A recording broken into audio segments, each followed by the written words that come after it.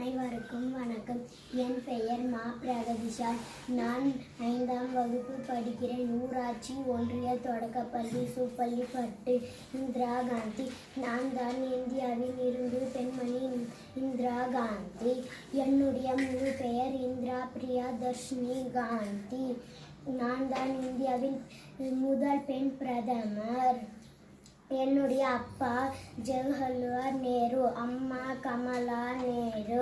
நான் ஆங்கிலேயர்களை எதிர்த்து போராட சுதந்திர போராட்ட வீரர்களை பிரதமராக இருக்கும்போது பசுமை புரட்சி திட்டத்தை கொண்டு வந்தேன்.